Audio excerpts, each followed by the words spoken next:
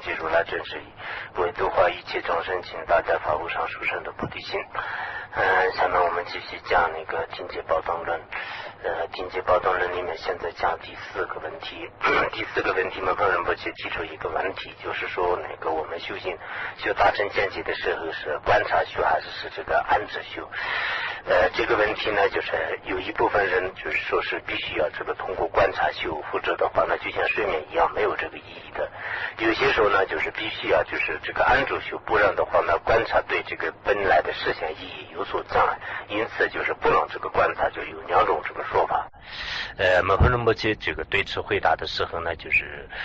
这个首先呢，我们这个他这里这个回答的方式呢，跟前面的有些问题的回答方式不太相同。他这里呢以这个简洁的方式来每一个问题做了回答的。实际上呢，就是前面呢，比如说这个前面的这个安止修，这个对，就是前面的这个问题的话呢，就直接就是当下就给他就是做这个回答的。但这里呢，就是建立自动的同时，就是给他这个做回答的。怎么样回答呢？我们这个最初的时候呢，就是必须要就不需要观察的这种这个说法呢，就是简洁就是破斥了。最初的时候就是没有观察有如何的这个果实等等，就是这个问题已经讲了，就是不观察的这种果实。然后那个就最后呢，就是中间的时候呢，就是轮番而修，最后呢就是不能这个观察。那么最后不能观察的这种说法呢，简洁的已经这个说明呢，就是必须要做这个观察的，就是始终都是这个要观察的这种这个说法呢，也已经破斥了。所以跟那个前面的有几个问题的这个回答方式跟这里的回答方式呢，就是有点不同。因为摩诃仁波切他自己安立这个就是建立这个自宗的时候呢，首先就是需要观察，中间呢就是观察和这个安住就是轮番，最后的话呢就是不用观察，就是应该在这个通过观察生起来的定解当中呢，就是自然安住，就是这样的方式的话呢，简洁的已经驳斥了这个别人的两种观点。所以我们昨天以上呢，就是讲那个最初的时候是必须要观察，如果没有观察的话呢，这个修行就是有如何的危险性啊，这个修行呢就是如何的不成功等等，就是这个道理就是已经说明这个完毕。那么今天呢，就是讲那个中间的时候，就是我们这个修行人呢，当然他分这个初中后吧，就是最初的时候我们这个刚刚入门的时候就是要通过什么样的，然后到这个中间的时候你怎么样，最后呢你真正这个晚年的时候，或者是你最后这个安住的时候怎么样呢，应该有这个三种这个过程。同样的我们这里这个圣定解的话呢，也有这个同样这个三种过程。就是最初的时候呢，不管是你什么方面的，比如说这个相空双运的这个你一切细论的这个空性方面的这个定解也好，或者是我们这个世俗当中的这个悲心啊、心性啊、出离心等等这方面的这个定解呢，你最初的时候必须要通过各种方法的这个观察，然后呢就是要这个观闻多学，最后呢就是升起一种定解，就这是很重要的。然后中间的时候呢，就是根据自己的这种这个境界来这个衡量，然后这个需要观察的时候呢，你去观察，就是不需要观察的时候呢，安住为主。就是下面呢就是讲那个中间的时候，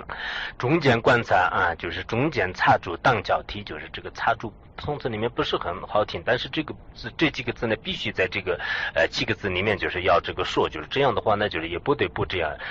本来这个插和住两个动词合在一起的时候，有时候是不是很好听，但是呢，因为中间没有的话呢，就这里面的这个文章的这个中间呢，就是最关键。然后这个观察和安住呢，就是也很重要，就是所以最初的时候呢，我们这个观察为主，然后到了这个中间的时候呢，就是观察和那个安住呢，就是交替，就是互相这个轮番，就是先那个做观察，然后呢就是做这个安住，安住以后有安住不到的时候呢，又继续去观察，有安住，就像我们那个这个诸行居中方便当中呢，就是有些这个安住的方式也是通过这种方法来这个观察的。那么这个中间呢，就是观察和安住呢，就是互相那个交替。观察智慧生定界，为察执着平庸事，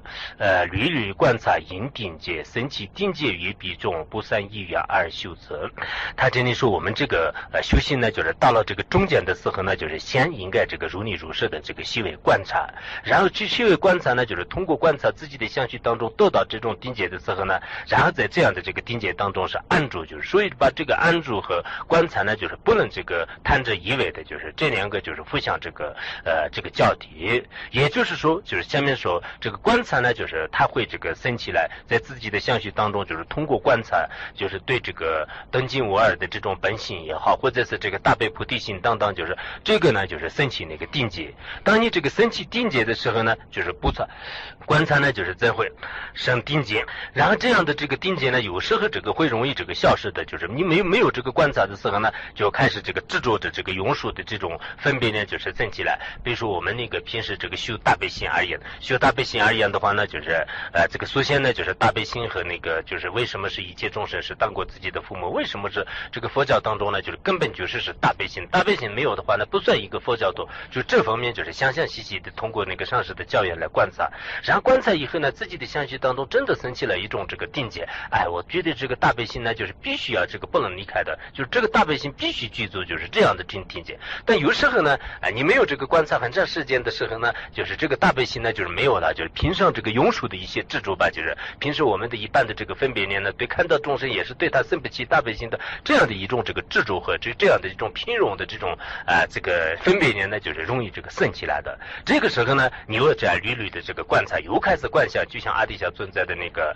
就是这个什么这个一切众生之为这个母亲啊，然后就这位母亲要报答这个就是鸟之恩德啊，就然后就报答他的恩德啊等等，就这些方面呢，就是又继续的是开始这个观这个父母。这样的时候有大悲心的这种定解呢，你在消息当中可以这个升起来的。同样的道理，我们这个登经无二的这种境界也是首先通过这个中观的因理观察，就是最后呢就是一切万法这个空性离一切细论升起定解的时候呢，就是在这个定解当中安住。但有时候呢这样的定解也是这个消失以后呢，好像产生一般的这个平数的分别念，这个时候呢又再继续的这个观察，就是屡屡观察而因定解。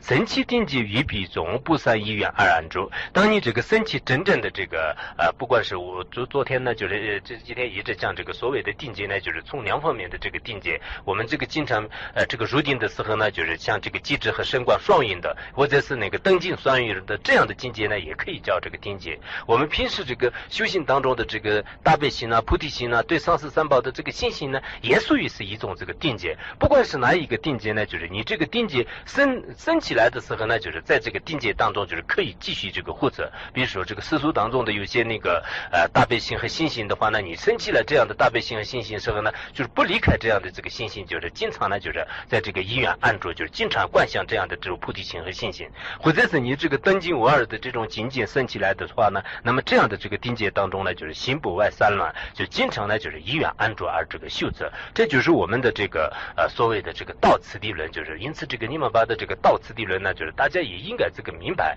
必须要像那个宗喀巴大师呢，就是他就菩提道次第论整个这个给鲁派的这个所有的道的这个次第呢，就是已经在这里面已经讲了。但是我们在这里面呢，就这一句话当中呢，可以说是这个尼玛巴的这个修行的这种次第吧，就是先这个观察，中间呢就是观察和那个安住就是交替，然后就是到了最后的时候呢，就是不用观察，就是经常在自己所生的这种定解当中这个安住。你已经升起了这个定解以后呢，就是在这个观察呢，就是也没有必要的。比如说是有些这个农民的话呢，就是他农民呢，就是像那个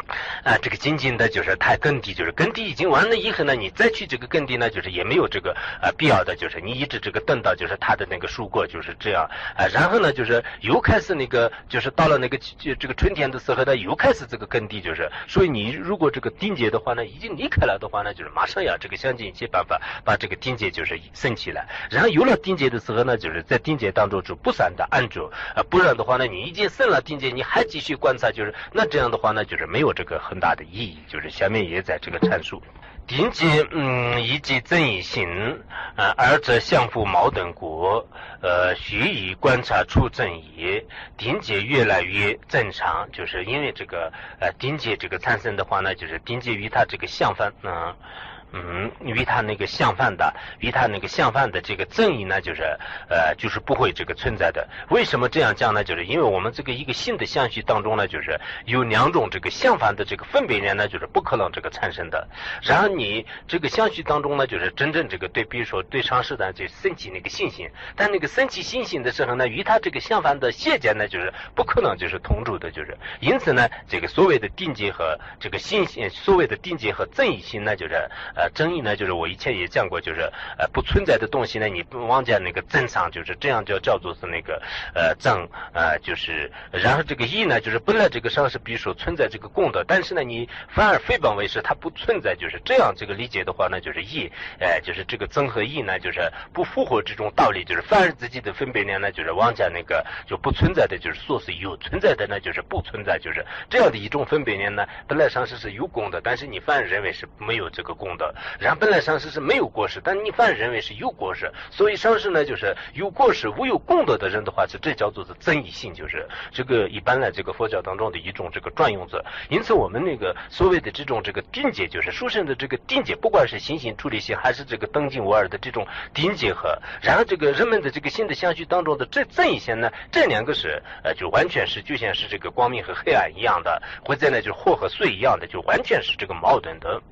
须观察出增益，但是我们呢，就是应该就是通过这个观察，就是先呢就是以这个详详细细的这个观察，因为自相续当中的有很多这个限制信念呢，就是自然而然生起来的。这些这个限制信念生起来的话呢，比如说我们这个所谓的这个我呢，就是本来是不存在的，但是人们呢就反而就是执着我，就这种执着我呢，实际上是颠倒的一种分别念。这样的这个颠倒分别念呢，必须要就是通过观察来这个退出。如果你没有这个观察的话呢，所谓的这个我的实质呢，就是没办法这个让这个断出来。因此呢，就是像这样的这个争议性的，就是像我执这样的这种争议性，或者邪见这样的这种争议性呢，必须要通过这个依靠观察来就是这个断除，就是依靠这个观察。那么依靠这个观察来就是去除这个争议性以后呢，将你的这个这个定界呢，就是越来越这个正常的。比如说太阳这个遮住的这种黑暗的云呢，你这个牵出以后，那么这个太阳它自己的这个光明呢，就是自然而然会这个显得明显的。同样的道理，我们这个相续当中的这个，不管是人和这个心性处理性这个世俗方面也好，这个神意方面的一些这个境界呢，就是都是被这个一些遮障呢，就是遮住的。这些遮障一切开以后呢，因此这个获得了这个真正的这个殊胜的这个定界。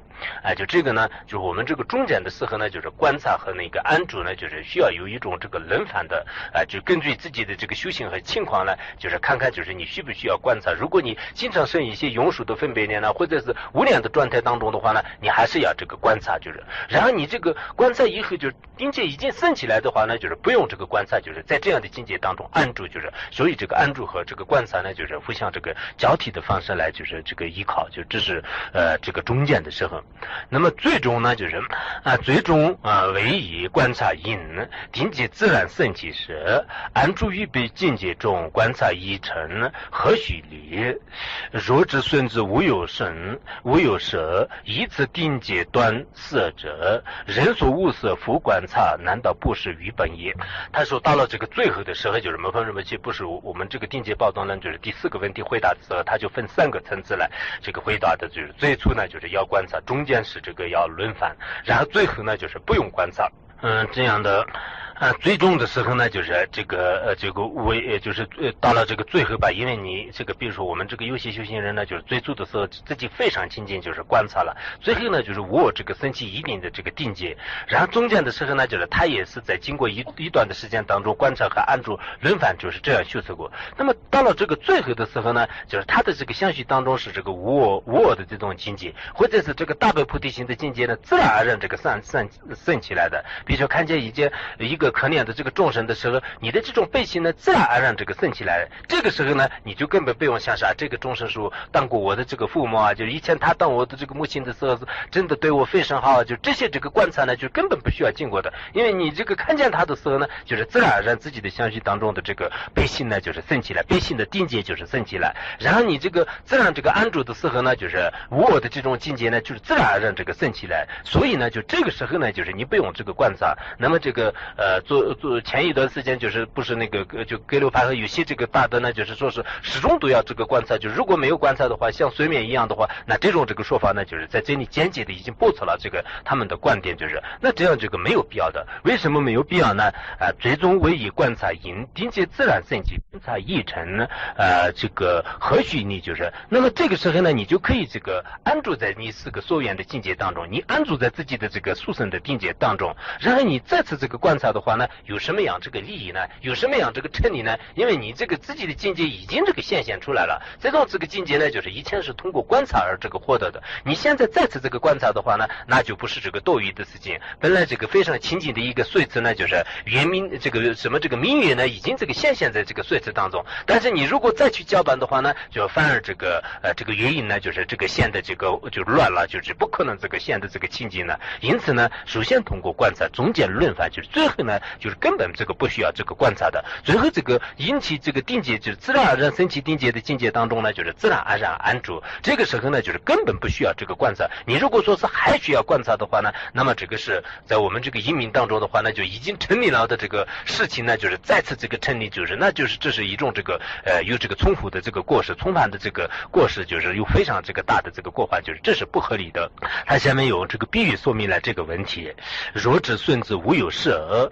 以此定解断这个色者。比如说我们首先呢，就是看见这个黄昏的时候是这里有这个花孙无为是这个孙子，但后来呢，就是你已经知道是这个是孙子，就是根本没有这个色，就是通过这个电筒或者是照明灯，就然后知道是原来就我看见是这个花色的这个孙子，根本在这个上面是没有这个是没有斗色，就是这个定解呢，就是已经这个升起来了。那么你升起这种定解的时候呢，原来这个执着色的这种恐怖的性呢，就完全让这个断除的。那么完全让断除的话呢，人所无色复观察，就是然后仍然的是你原来的明明已经知道了这里没有色的话呢，你还说是这里没有色啊，就是这里没有这个是根本没有这个色啊，就是没有必要观察，因为这个是什么什么，就是通过各种方法来这个观察的话，那不是这是一种这个难道不是一个愚笨的这种做法吗？这是这要有一点智慧的人谁去愿意这样做嘛？因为原来我就是知道是这个孙子是这个色，就是后来呢，就是我通过各种方法已经知道这个孙子不是这个色，已经完全这个升起了一种这个定界。升起这种定界的时候，你还继续这样观察的话呢，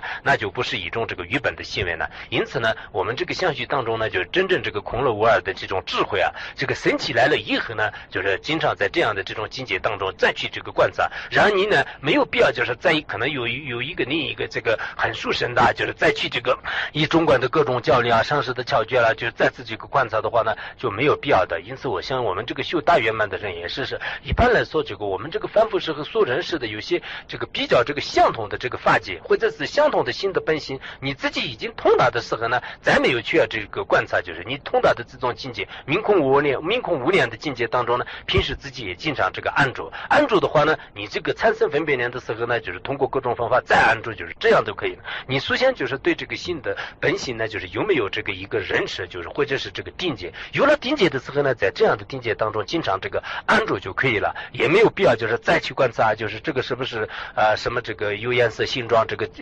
变成的。如果你有一些怀疑和你这个心呢，就是觉得是实有存在的话呢，你这方面去观察也是可以的。如果你这方面就没有这个很大的执着的话呢，你再次这样观察他下面就讲了这样的：先前深道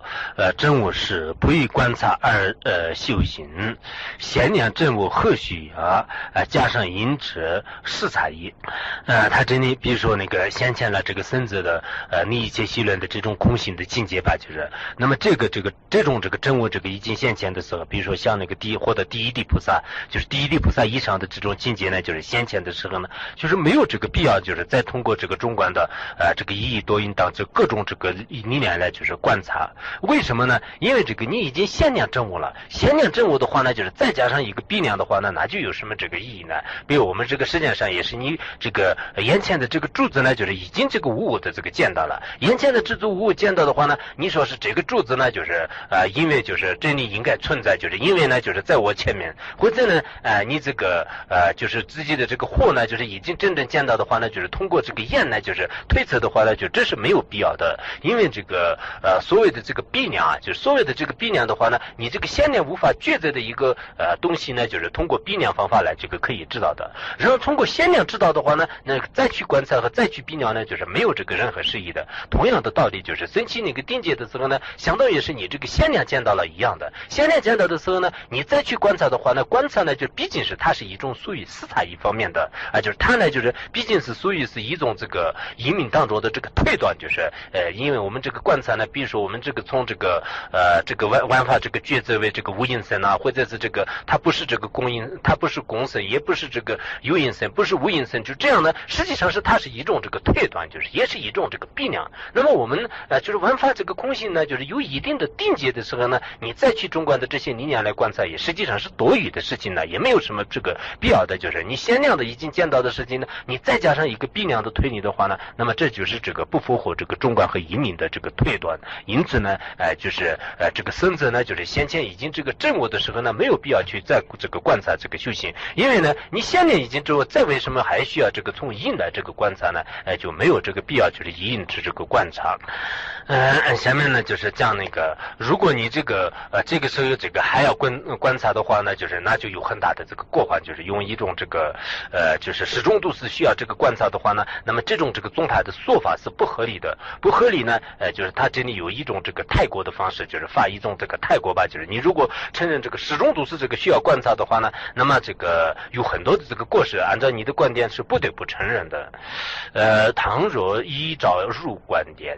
离开观察分析时，兼以证悟入不成，则诸圣者复智慧世间无害事所举，细节因成颠倒事，必等已经先见故等正当知识无观察。他这里呢就是通过移民的一种推断方式呢，就是说你们这个就是因为这前面呢就是这个始终都是要观察，没有观察的话呢就这是那个给路派和有些这个不了义的这个观点当中确实这样讲的，就是最后我们这个讲那个僧观的时候的是这个我的这种这个执着，就我的这种执着呢就是不能这个舍弃，就是这舍弃的话呢就是没办法就是去除这个障碍，就是也有这种这个说法。但始终的是有这个我的这种观察，这种这个说法呢就是不太这个合理的。为什么不合理呢？因为如果按照你的这个观点吧，就是如果按照你们的这种这个修法这种次第就这样的话始终都需要观察，这样的话按照你的观点，离开观察分析是建议证我若不成，就是你们是这样讲的嘛，就是这个观察呢就是千万不能离开，就是观察的这种分析呢就是这个初中和这个3个阶段都非常这个需要的。如果这个观察离开这个分析的时候呢，就是你所见的这个意义的这种证悟呢就是根本不成功的话就是有什么样的过失呢？那么这个第一地菩萨的这个僧者的这个智慧和然后这个佛陀的这个一切之智，还有呢我们这个世界上是没有这个危害，比如说我们这个眼睛这个鼻子等等，就是这些路根识呢就是没有受到什么这个损害的话呢，一般这个正常人的这个路根识吧，就是那么正常人的这些无有这个受到任何损害的正常人的路根识的这个所取的外境呢就全部应该这个变成了这个颠倒识呢。为什么呢？因为呢就是在这个不管是这个佛陀的这个智慧，或者是这个圣者的入根本慧定，或者呢就是这个世间的这个无有这个损害的这个所见，就是无有损害的所见，比如说我这个眼睛呢就是没有任何损害，然后我眼睛看到的这个柱子呢就是实际上是先念见到的，但是我眼睛看到的这个先念见到的柱子上面呢就不会有什么这个观察，我眼睛看见就看见了，就是没有这个必要有什么观察的。那么我眼睛所看见的这个柱子呢可以称之为是世间这个无损害的眼识就我的这个眼睛呢就看见的这种眼识，就像入中论里面所讲的一样，就是这种眼识。那么如果你们这个非要这个观察就是不能那个离开，就是分析的这种观察一定需要的话呢，那么这个僧者的智慧和佛陀的智慧和世间的这个无有损害的这种这个所趋势呢全部都已经变成了应该这个颠倒识。为什么呢？必等已经先见过，因为呢就是他们已经这个先念见到当中的话呢，哪里有一个这个四差异和哪里有一个观察呢，就这一点就是一般我们这个稍微有一点移民的这种概念的移民的一些基础的人都会知道的，就是僧者的根本规定呢就是也不会有这个四差异，就不会有观察的分别念，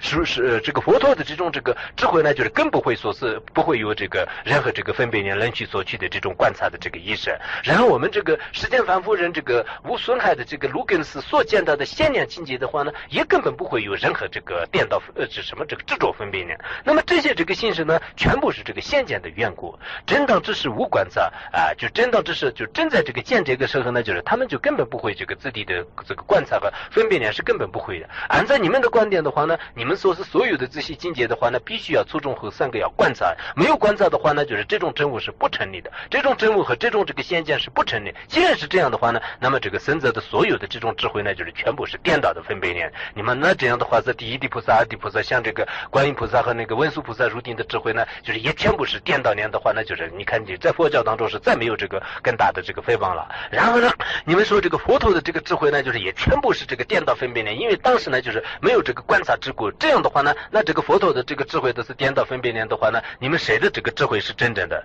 然后我们这个世界上这个无有这个损害的这些信使呢就全部颠倒的话呢，那实际上这个先念见到的这种概念呢从来都是不会这个有了。那这样的话呢，那么世界的这种这个明眼念呢就是也不是这个成了一种这个很混乱的这个状态。这样的话呢，这种这个承认是谁敢承认？因此呢，你们这个所说的也是始终都是需要观察的这种说法呢，还是有一定的这个问题，就是应该按照我们所讲的一样，最初观察，中间这个轮番，然后最后呢就是不观察，这样才好。不然呢，这个所有的这个修习人最终也是一直要观察的话呢，那么我们这个入定的机会的永远也是没有的。入定的时候也是你这样这个我的这种执着一直是不能这个舍弃的话呢，那这是这个对这个佛和菩萨来说是最大的一种诽谤，然后这个在时间这个上来说是也是最大的一种这个下滑。因此呢，最好是也不要这个承认这样，就是这是这个最好的呢。